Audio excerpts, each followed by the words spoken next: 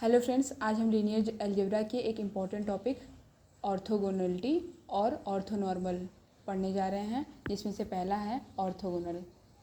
Orthogonal क्या होता है? ऑर्थोगोनल, इसको समझने से पहले हम पिछले क्लासेस में जाते हैं और हम देखते हैं कि अगर हम 2D और 3D में हम देखते हैं कि जो एक्स एक्सिस होता है वाई एक्सिस के परपेंडिकुलर होता है।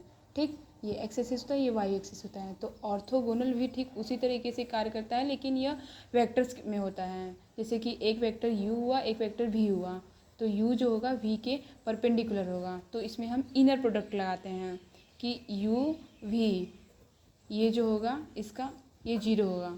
ठीक, आइए इसको एग्जांपल समझते हैं। जैसे कि कोई एग्जांपल ले लिए हम 1 0 0 1 है। इसका अगर हम इनर प्रोडक्ट निकालें तो इनर प्रोडक्ट निकालने के लिए क्या करते हैं? 0 1। ठीक, इसका इनर प्रोडक्ट निकालने के लिए क्या करते हैं? रूट में 1 का 0 के साथ होगा प्लस 0 का 1 के साथ होगा, तो क्या आएगा? 0 + 0 यानी कि 0 आ गया। ठीक, तो हम देख रहे हैं कि ये जो 1 0 वेक्टर है, ये वेक्टर है, ये 0 1 के परपेंडिकुलर है। ये हम रियल में देख रहे हैं, रियल में देखे हैं।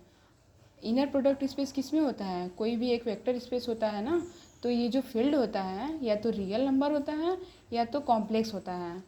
ठीक है, हम रियल में देख रहे थे। अगर यही चीज़ हमको, ये रियल में हुआ, अगर यही चीज़ हमको कॉम्प्लेक्स में देखना हुआ तो हम कोई भी एग्जांपल ले लेते हैं, आयोटा 0 और 0 आयोटा।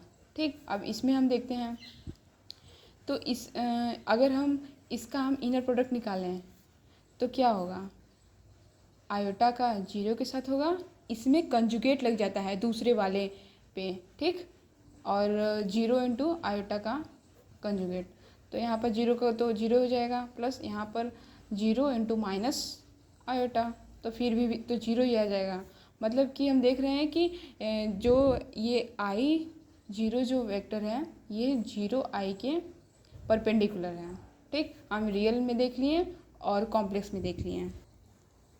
अब ऑर्थोगोनल पढ़ लिए, अब आते हैं ऑर्थोनॉर्मल में। ऑर्थोनॉर्मल क्या होता है?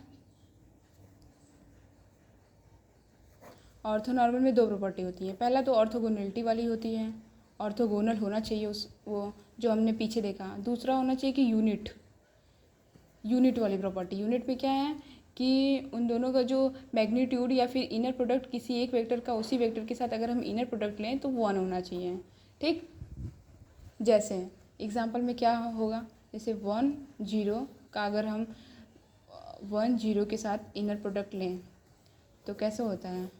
1 का 1 के साथ प्लस 0 का 0 के साथ, तो क्या आएगा? 1, तो मतलब 1 आ गया। तो इसका जो लेंथ हुआ, मतलब कि इसका किसी एक वेक्टर का दूसरे वेक्टर के साथ अगर हम इनर प्रोडक्ट लें तो 1 आना चाहिए, तो उसको यूनिट वेक्टर बोलते हैं। तो ये ऑर्थोनॉर्मल पढ़ लिए हैं। मतलब हम ऑर्थोगोनल और ऑर्थोनॉर्मल क्यों निकालते हैं? इन वेक्टर्स को इन वेक्टर्स को निकालने से हमारी कैलकुलेशन जो होती है वो आसान हो जाती है। फर्स्ट ये हुआ। सेकेंड हुआ कि हम कोऑर्डिनेट ट्रांसफॉर्मेशन प्रोजेक्शन और ग्राम स्मिथ प्रोसेस में हम इसको यूज करते हैं। ग्राम स्मिथ प्रोसेस हम इसके अगले नेक्स्ट वीडियो में हम पढ़ेंगे। ठीक, और तीसरा क्या होता है कि ऑर्थोनॉर्मल बेसिस के साथ मैट्रिक्स मल्टीप्लिकेशन और ज्योमेट्री प्रॉब्लम्स ईजी हो जाते हैं। ठीक, इसके 3 चीज़ होते हैं। अब हम इसको समझते हैं डिफिनेशन से। ठीक, डिफिनेशन क्या है? 2 vectors u v is an inner product space. ठीक, आर कॉल्ड ऑर्थोगोनल। मतलब कि ये ऑर्थोगोनल कब होगा? जब u का v के साथ अगर इनर प्रोडक्ट लें तो वो 0 हो जाए। If u is orthogonal to v then we write u perpendicular to v। Clearly we write u is a perpendicular to v। अगर हम 0 का u के साथ अगर हम इनर प्रोडक्ट लें तो 0 ही आएगा। तो 0 जो होगा परपेंडिकुलर होगा u के, for every u in v। Ended हम क्या देखते हैं कि 0 एक ऐसा वेक्टर है जो 0 is only vector which is orthogonal to yourself. ठीक, अब आते हैं ऑर्थोगोनल सेट में। ऑर्थोगोनल सेट क्या होता है? A subset S of V is called orthogonal set if every pair of distinct elements of S are orthogonal. मतलब कोई एक वेक्टर किसी दूसरे वेक्टर के साथ अगर हम इनर प्रोडक्ट लें तो वो जीरो आता है। यू और वी इक्वल नहीं होने चाहिए, दोनों एस के ही एलिमेंट होने चाहिए लेकिन इक्वल नहीं होने चाहिए। ठीक, एग्जाम्पल में 1 0 0 0 1 0 0 0 1, इनका अगर हम इनर प्रोडक्ट लें तो ऑर्थोगोनल आएगा। ठीक, ये सारे रियल नंबर में हैं। ठीक, अब आते हैं ऑर्थो नॉर्मल देखते हैं। यूनिट वेक्टर क्या है? A vector V in V is called unit vector, जब उनका मैग्नीट्यूड लेते हैं तो 1 आता है। उसी तरीके से orthonormal a subset S of V is called orthonormal set if दो प्रॉपर्टी, इनका इनर प्रोडक्ट लें वी के साथ तो 1 होना चाहिए और S is a orthogonal set होना चाहिए। मतलब यू का वी के साथ इनर प्रोडक्ट लें तो 0 होना चाहिए, यू वी इक्वल नहीं होने चाहिए। अभी हम जस्ट पीछे इसके पढ़े हैं। ठीक, वो जो एग्ज़ाम्पल था उसका सल्यूशन यहाँ पर है कि 1 0 0 0 1 0 0 0 1 ये ऑर्थोनॉर्मल है कि नहीं है। ऑर्थोनॉर्मल में हम क्या देखे थे कि u का v के साथ अगर इनर प्रोडक्ट लें तो वो 0 आना चाहिए। तो सबसे पहले हम देख लेते हैं इसका 1 0 0 का चाहिए।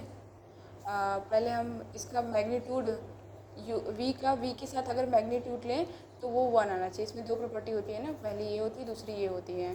तो सबसे पहले हम ये वाला देख रहे हैं, तो इसका अगर हम इनर प्रोडक्ट लें तो 1 आ गया।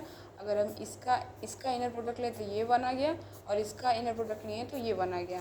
अब दूसरी प्रॉपर्टी क्या है? ऑर्थोगोनलिटी वाली। ऑर्थोगोनलिटी मतलब कि इसका इसके साथ इनर प्रोडक्ट लें तो 0 आना चाहिए, अगर इसका इसके साथ इनर प्रोडक्ट लें तो 0 आना चाहिए। इसका इसके साथ लें, देखिए 0 0 1 1 0 0 के साथ इनर प्रोडक्ट लिए तो 0 आ गया। So S is a orthonormal. ठीक, थैंक यू। आज हमने पढ़ा क्या? ऑर्थोगोनल में क्या था कि u is a perpendicular to v, यानी कि u इज़ का अगर हम इनर प्रोडक्ट लें तो 0 होना चाहिए। दूसरा पढ़ा ऑर्थोनॉर्मल जिसमें पहली प्रॉपर्टी तो यही ऑर्थोगोनलिटी वाली थी और दूसरी क्या थी कि v का अगर v के साथ इनर प्रोडक्ट लिए तो 1 आना चाहिए। ठीक, बस इतना सा था। Thank you.